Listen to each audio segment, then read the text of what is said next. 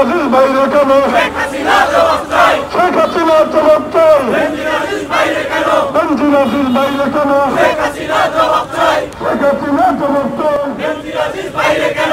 জাগো জাগো বীর জনতা জাগো, আমার স্বপ্ন আমার দেশ, এবি পার্টির বাংলাদেশ, এবি পার্টির অঙ্গীকার, রাষ্ট্র হবে জনতার, রাষ্ট্র হবে জনতার, এবি পার্টির অঙ্গীকার। শ্রী শ্রী হাসিনা হাত চাই হাসিনা, হাত চাই হাসিনা, স্বৈরাচারের বিরুদ্ধে লড়তে হবে একসাথে, স্বৈরাচারের গদিতে আগুন জ্বালাও একসাথে, আগুন জ্বালাও একসাথে, স্বৈরাচারের গদিতে জ্বালো জ্বালো আগুন জ্বালো, স্বৈরাচারের গদিতে আগুন জ্বালাও একসাথে, শেখ হাসিনার গদিতে আগুন জ্বালাও একসাথে, শেখ হাসিনা স্বৈরাচার, এই মুহূর্তে গদিচার, এই মুহূর্তে গদিচার, শেখ হাসিনা স্বৈরাচার, শেখ হাসিনার গদিতে আগুন জ্বালাও একসাথে, শ্রী শ্রী হাসিনা হাত চাই হাসিনা, হাত চাই হাসিনা, তোমাকে হবে কমিয়ে দাও, তোমাকে হবে কমিয়ে দাও, স্বৈরাচারের বিরুদ্ধে লড়তে হবে একসাথে, লড়তে হবে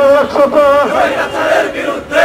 এই দুই ব্যক্তিকে দিয়ে বর্তমান সরকার এক ত্রাসের রাজত্ব কায়েম করেছে বাংলাদেশে।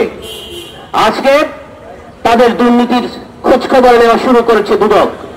এগুলো নাটক, একের পর এক নাটক তৈরি করে আমাদের দৃষ্টিকে ভিন্ন দিকে প্রবাহিত করার চেষ্টা করা হচ্ছে। আমরা বলবো শুধু বেনজির নয়, আজিজ নয়, এরকম ভাবে পশম খুঁজতে গেলে সরকারের কম্বল থাকবে না। ৭১-এর পরবর্তীতে বঙ্গবন্ধু যেভাবে তার কম্বল খুঁজে পান নাই, আজকে সরকারও তার পিঠের চামড়া রক্ষা করতে পারবে না। তাই দুর্নীতিকে যারা প্রাতিষ্ঠানিক রূপ দিয়েছে, সেই সরকার যাদের কাঁধে ভর করে ক্ষমতাকে সুদীর্ঘ করেছে, এরকম বেনজিরদেরকে, এরকম আজিজদেরকে প্রয়োজন শেষে তারা ছুঁড়ে ফেলবে, এটাই খুব স্বাভাবিক বিষয়। আমরা এই প্রতিষ্ঠানগুলোর নির্বাহীদেরকে বলতে চাই, সরকারের কর্মকর্তাদেরকে বলতে চাই, আপনারা যখন জনগণের বিপক্ষে গিয়ে সরকারের পাচাটা গোলামে পরিণত হয়েছেন, আপনাদের ভবিষ্যৎ এর চেয়ে আর ভালো কিছু হওয়ার আশা করা যায় না। প্রিয় উপস্থিতি, প্রিয় দেশবাসী, এরকম দুর্নীতিতে যখন একের পর এক চ্যাম্পিয়নদের নাম আমরা পাচ্ছি, ঠিক সেই মুহূর্তে বাংলাদেশের দক্ষিণাঞ্চল জলোচ্ছ্বাসের বন্যায় ভেসে গিয়েছে।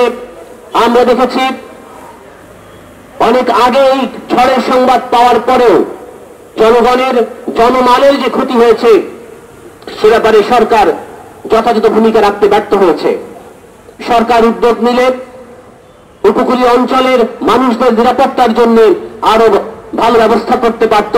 আজকে আমরা এই সমাবেশ থেকে দাবি করতে চাই, অনতিবিলম্বে দুর্নীতিবাজদেরকে গ্রেপ্তার করতে হবে এবং উপকূলীয় অঞ্চলে মানুষের যে বন্যায় এই ঝড়ে ক্ষতিগ্রস্ত মানুষের পুনর্বাসনের ব্যবস্থা করতে হবে। এটি পার্টি মনে করে উপকূলীয় অঞ্চলে সুদীর্ঘ পরিকল্পনা নিয়ে টেকসই উন্নয়নের মধ্য দিয়ে আমরা এই উপকূলীয় সমস্যার সমাধান করতে পারি। তাই আসুন আজকে আমরা বজ্রকণ্ঠে শপথ নেই, এই জুলুমবাজ সরকারের বিরুদ্ধে, এই দুর্নীতিবাজ সরকারের বিরুদ্ধে আমরা রাজপথে আছি, থাকবো, বিজয় না হওয়া পর্যন্ত আমরা ফিরে যাব না। সবাইকে ধন্যবাদ। যে দুর্নীতিবাজ প্রাক্তন সরকারি কর্মকর্তাদের বিরুদ্ধে, তাদের দুর্নীতির বিরুদ্ধে আজকের এই অবস্থান এবং আজকের এই বিক্ষোভ মিছিল আয়োজন করা হয়েছে আমার বাংলাদেশ পার্টির পক্ষ থেকে। সম্মানিত উপস্থিতি, আমার বাংলাদেশ পার্টির কেন্দ্রীয় নেতৃবৃন্দ, সাংবাদিক ভাইয়েরা, আপনারা জানেন একটা দেশে যখন একটা কার্যকরী সংসদ থাকে, সেই কার্যকরী সংসদে বিরোধী দল যখন সরকারকে চাপে ফেলে, বিরোধী দল যখন সোচ্চার থাকে, সরকার তখন চাপে থাকে। আমাদের দেশে কোনো কার্যকরী সংসদ নেই, এককভাবে অবৈধভাবে দখল করে সংসদকে তার নিজের আড্ডাখানা বানিয়েছে এই টাকা আমদানির সরকার। সম্মানিত উপস্থিতি, সংসদে কোনো চাপরঙ্গির ব্যবস্থা না থাকার কারণে সরকার যেমন ইচ্ছা তেমন চালাচ্ছে দেশটি। সাথে সাথে দ্বিতীয় পর্যায়ে একটা দেশে যখন এরকম পরিস্থিতি সৃষ্টি হয়, তখন সেই দেশের সিভিল সোসাইটি, সেই দেশের নাগরিক সমাজ প্রতিবাদে নেমে আসে। আমাদের দেশে আজকে সেই নাগরিক সমাজের অবস্থানও সেই রকম আশাপ্রদ নয়। নাগরিক সমাজের কথাও সরকার তোয়াক্কা করে না। তৃতীয়ত, একটা দেশে যখন এরকম পরিস্থিতির বিরাজ করে তখন সে দেশের সচেতন মিডিয়া, সংবাদকর্মীরা, সংবাদপত্র এবং ইলেকট্রনিক্স মিডিয়া কথা বলে, সরকারের দুর্নীতিগুলো তুলে ধরে।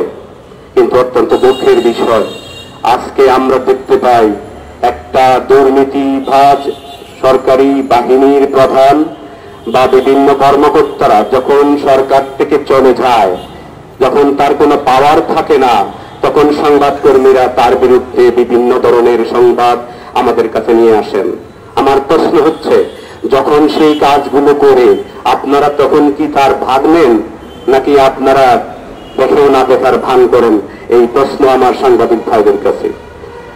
তারপরে গত কয়েকদিন আগে আমাদের দেশের একজন, যিনি বিভিন্ন নাটকীয়তার মাধ্যমে টেলিভিশনের সামনে আসেন, সেই পরিচিত মুখ ওবায়দুল কাদের, তিনি অত্যন্ত সুন্দরভাবে বলেছেন যে এই যে বাহিনীর প্রধানরা যে অন্যায় কাজ করেছে এটা তাদের ব্যক্তিগত। The question is, যে কাজটা যখন তারা করেছে তখন কি তারা সরকারের বাহিনীর লোক ছিল না? তখন কি আপনি তার কাছ থেকে সার্ভিস নেন নাই? তখন কি আপনি এই লোককে দিয়ে গুম করান নাই? তখন কি আপনি এই লোককে দিয়ে বিরোধী দলীয় বড় বড় নেতাদেরকে বাসায় ঢুকে তাদেরকে নির্যাতন করেন নাই? তাদের মা বোনের ইজ্জত হারান করেন নাই?